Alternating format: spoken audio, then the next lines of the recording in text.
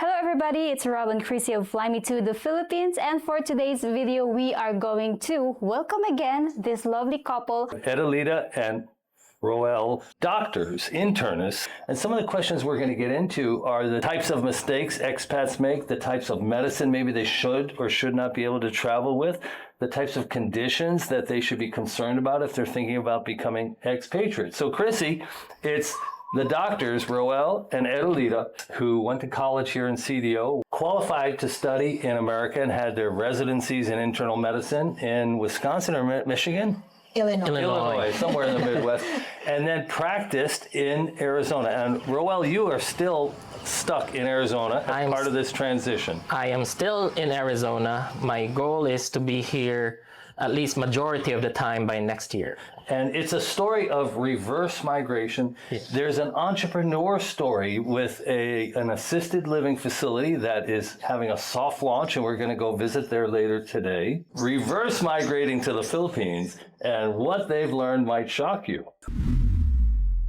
Guys, last time we talked, this story of reverse migration and your concern for your kids and how they were adapting, it was really kind of shocking to people, this story. Let's talk about the reality of life in the U.S. and the reality of U.S. healthcare. You know, most of our viewers are in their late 50s and mid 60s and early 70s, and they're having to engage more with the healthcare system. What don't they understand about the U.S. healthcare system that maybe they should be aware of if they're deciding to stay in the United States? Well, the U.S. healthcare system, there is like more or less, it's more insurance based. They are like meaning well to do all the screenings and all that, but I think it's getting overloaded. Like there is a shortage, we feel, of primary care providers, and then there's we're trying to meet the need for geriatric care, especially I'm in the geriatric care population, and so basically it's very hard to find, because primary care is at the forefront.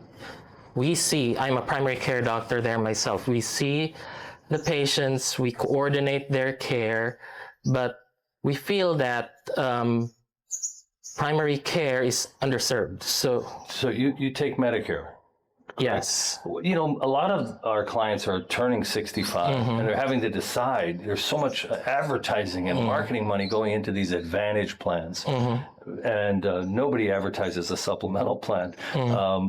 I think it's more profitable for these companies to sell an Advantage. What's your take on whether a retiree should consider an Advantage or a supplemental plan? There are advantages for supplemental plans. Like for my company that I work for, they take supplemental plans. I don't know about the hospitalization part. If we see patients who are on supplemental plans, we only see supplemental plans. So basically, we take care of them exclusively.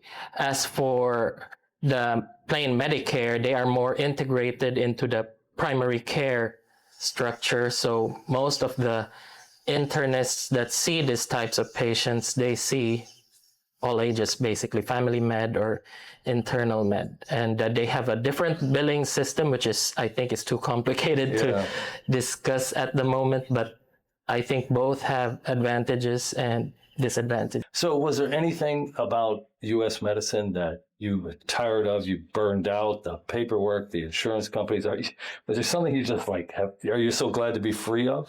Yes, and I don't see myself turning back. I love my practice. Since we had that interview, I've had a couple of expats, and they're still with me in the practice. And I hear their sentiments, even if they're still probably trying to, navigate the Philippines in terms of healthcare. And I think that it's one thing expats should remember, that even if they're in a new place, they're in a new country, there are services available that's not just really, unfortunately, tapped. And that's what we are trying to meet here while we are here. Yeah. Let's talk about your telemedicine service, because after the last time you briefly mentioned it, I think we got well over a dozen inquiries from expatriates.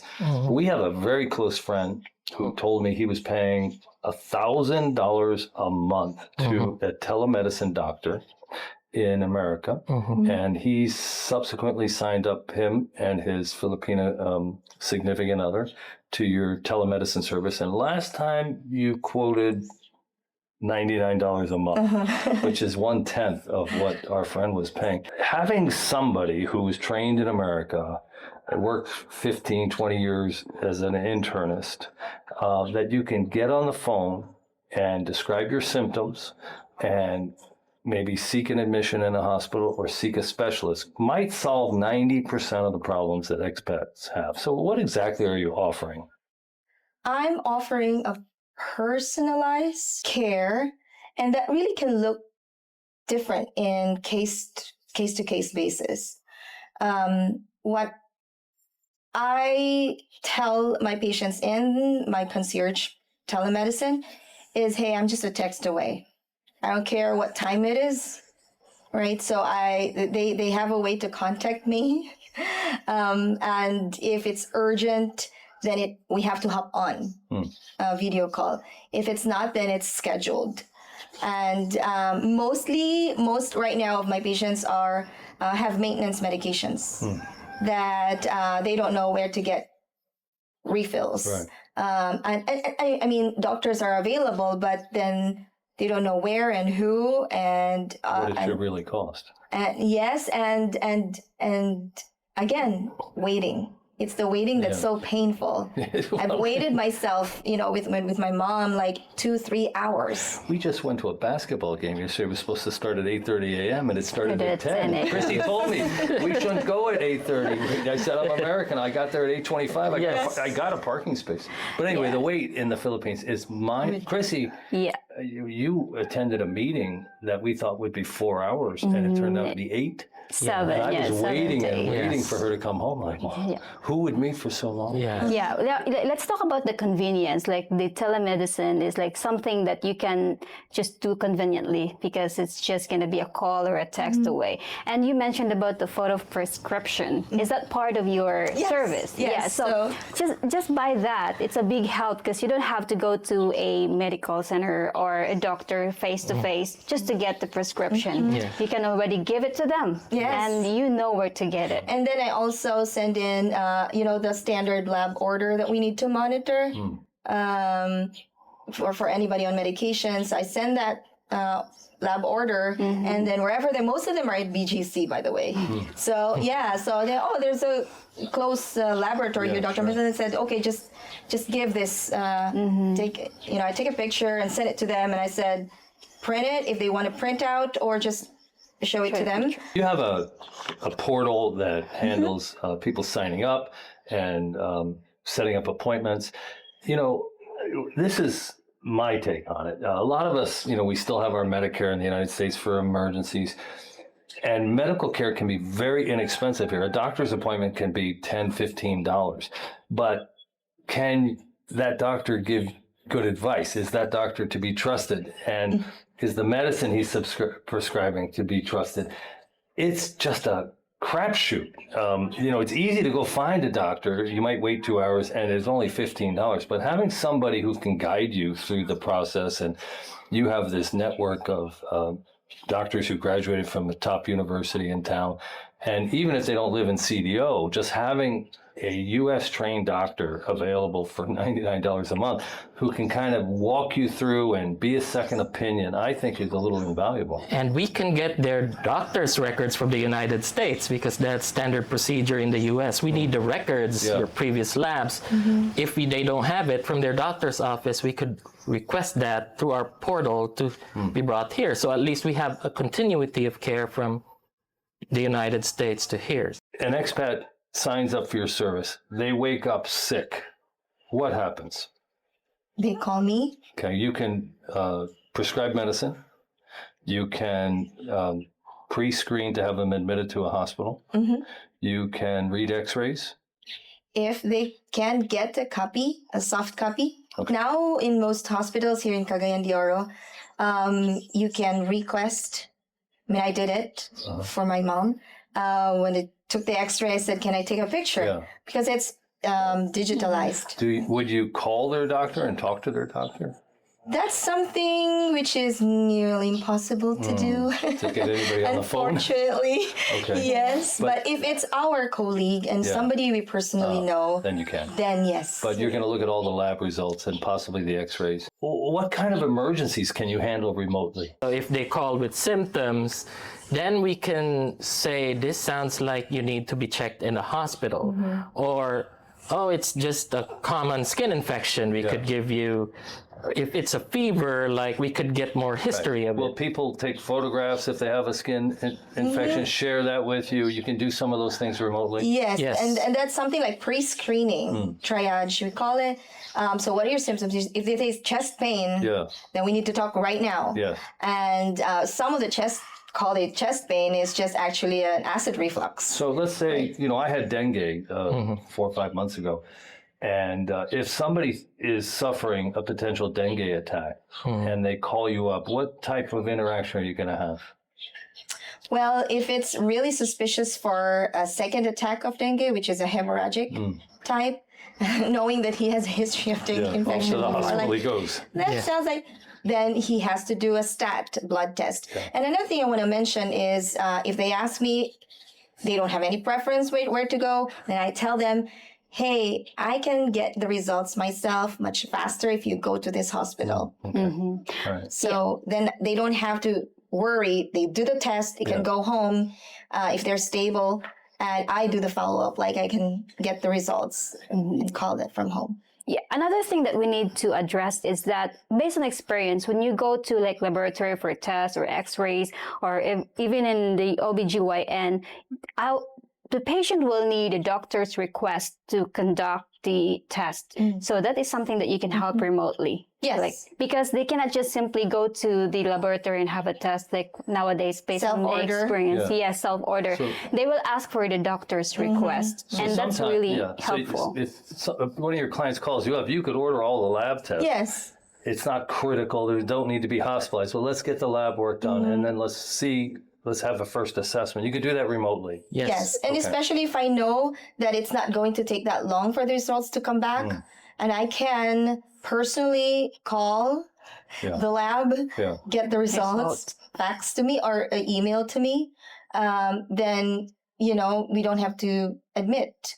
But if I see, the platelets are coming down and, in this CBC, this is suspicious of this and that, then, I say, you need to be admitted. And then I find some of our colleagues who are in the hospital. So there's a continuity handoff of care. Well, that's very important because in the Philippines, we know that sometimes the result will take 2 days or 3 days before you can come back and get the result. But by the help of Dr. Edelita and Dr. Roel, they can get it immediately. And we can respond immediately to what needs to be cured. Yeah, normally, you go get your lab results, but then your follow-up appointment's 6 days later. Yes. Just take a photo of your labs or send it securely, and then she could analyze it. Or even if your doctor in the United States, for example, like usually does labs at this time of year, but you're here and you won't be back for the next 6 months. So we can get the records, we could order the labs, and then we could... I've already shopped around in our all the hospitals here and went personally to the laboratory and their radiology department, and I took the whole list of what is available. So I have those on file and the amount, the cost of those tests. I really need to know what's available here locally.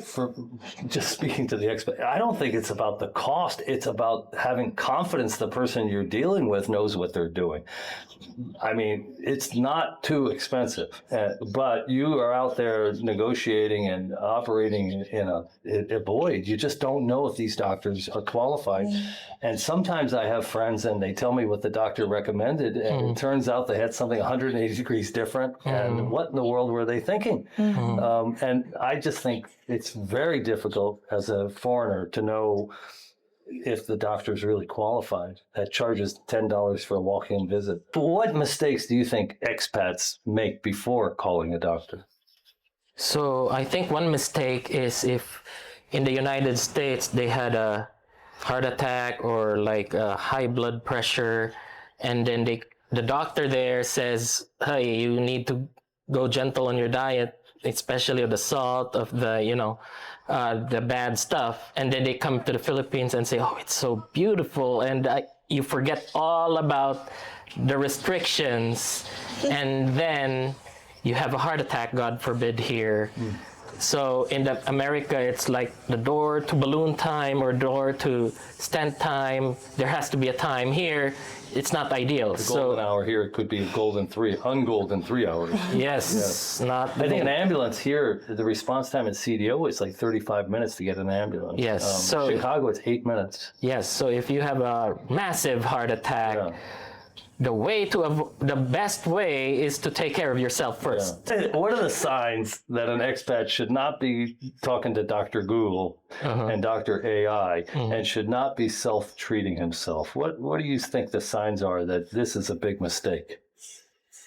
So if you have a fever, that's a potential infection, and if it goes to the bloodstream, especially in the elderly population, it could turn into bloodstream infection that could turn deadly. So if they say, oh, it's just a mild fever, I'll just leave it alone. So how many hours? 48 hours? You should, after 48 hours? Yeah. But if you're feeling pretty ill at the onset, then that might be something else. You're vomiting, you're having pain anywhere. It could be a ruptured appendix, or it could be a kidney infection. But if it's a cough with fever, but you're not having trouble breathing, maybe a day or so. But if the symptoms is where you go from, is progressing very rapidly. So you have to give a call. You have to keep in mind we're in a tropical country. So a fever in the US can just mean 1, 2, 3 different things, but you're in a different place. Microbes are different, and it's your first encounter with these things. And let me ask you about that. On the expat bulletin board, so many men claim to get bacterial pneumonia in their first 30 days. I got it, my first 30 days here. And I read, it says, well, the bacteria is different. Do you find that to be something that there's a good reason for this happening? Pneumonia is not just caused by bacteria, can just be all viral, right? So there could be a lot of viruses that are inherent here in the Philippines that are not, present in the US. So it's your first encounter with the new... All kinds of new stuff. When I got here almost 2 months ago, my first pasalubong was diarrhea. So I'm not used to the bugs here anymore. TMI. And we're eating the same. We're drinking the same thing. So his immune system is still, getting acquainted with this. Yes. So when you first get here, obviously be careful about what you eat and drink, but be on the lookout for high fevers and some symptoms that you may be exposed to some germs. I don't think it's a reason not to come. But I got bacterial pneumonia, and I took some antibiotics, it knocked it right out. But until I figured it out, I was miserable. I say do not self-medicate. Yes. Be extra careful. That's what I did. I self-medicated. So what should every expat do in their first 30 days? Is there any best practices in their first 30 days in the Philippines? Medically? No, not like how to meet girls. So if you have high blood pressure, keep checking your blood pressure.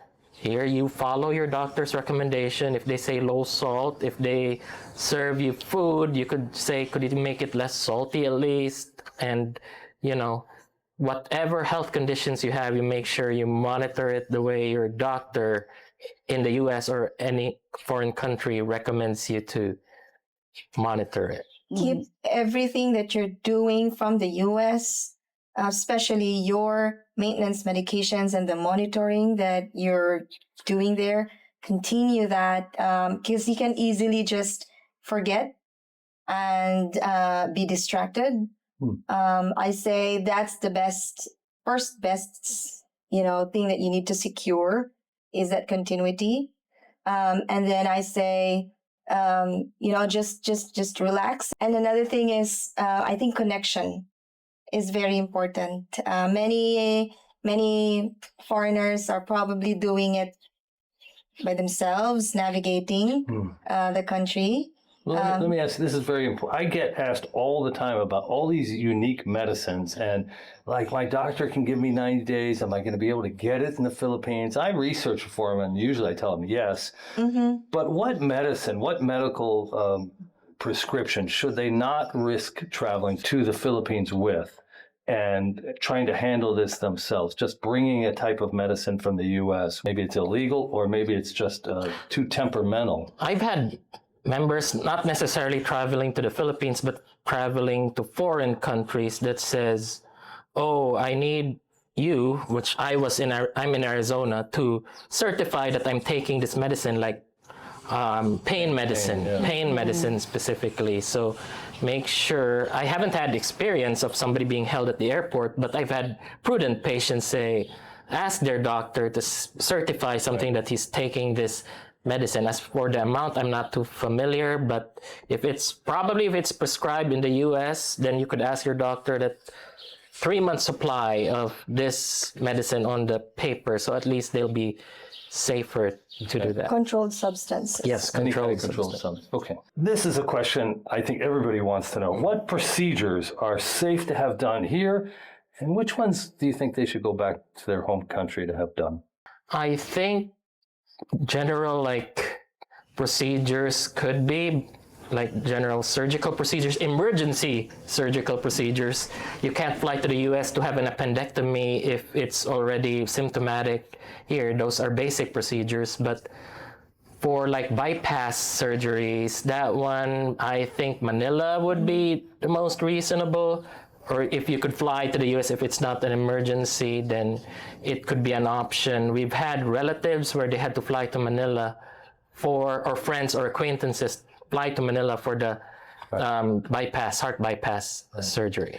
So it's definitely going to be cheaper here, but if they have good insurance, they might want to consider flying home if it's safe to fly home. If it's, elective. If it's the tests were abnormal, but you don't have symptoms. Yeah.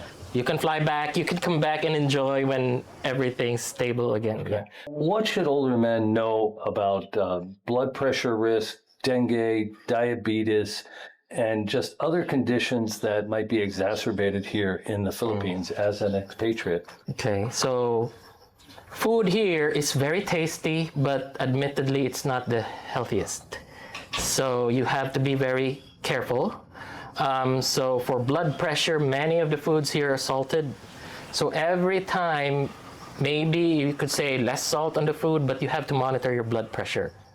And then if it is out of control, that's when you need to consult your doctor, or if you want to consult Edelita, then we can adjust the medicine for you, but we could also advise lifestyle change tips. If you're teetering towards a heart attack or a stroke, the best prevention is to change your lifestyle before we adjust the medicine. So there are a lot of foreigners out there that still didn't have started their step to come here in the Philippines because they were scared, because they have these health conditions back in the US or somewhere in the world. I would say have the confidence to come here and have Dr. Roel and Dr. Edelita's help. Get their contact information that we will plug below. So you can easily reach me by this link that's provided below. It's a link to my portal where you can schedule the appointment right away at your convenient day and time. You know, it's funny. Telemedicine is something that Chrissy and I do because she's the doctor of love. Yes. And she, as doctors, patients sometimes present to you and they just tell you their symptoms, and you don't really need a laboratory. Yeah. You know what they have because you've seen so many patients. Yes. And after 500 consultations, we have clients and they just give us the symptoms of this relationship they're having. And we can tell them, maybe you don't need the lab work. We kind of pretty sure we have. But Chrissy's the doctor of love, and she does these open source social media investigations. And that's when we get the lab work done. Yes. The love laboratory. The laboratory. The laboratory. And then we have the knowledge of those 500 patient and symptom meetings and the lab results from the forensics that Chrissy scrubs their social media. And afterwards, we when we present our findings, like doctors, like Dr. Love or the Love Laboratory results. Dr. Cupid. Yeah, so check the description box, but write us at flymetothephilippines@gmail.com if you're interested in a private consultation or you want the laboratory work done, Chrissy's social media investigation. Tell us about your facility and the experience of launching this business.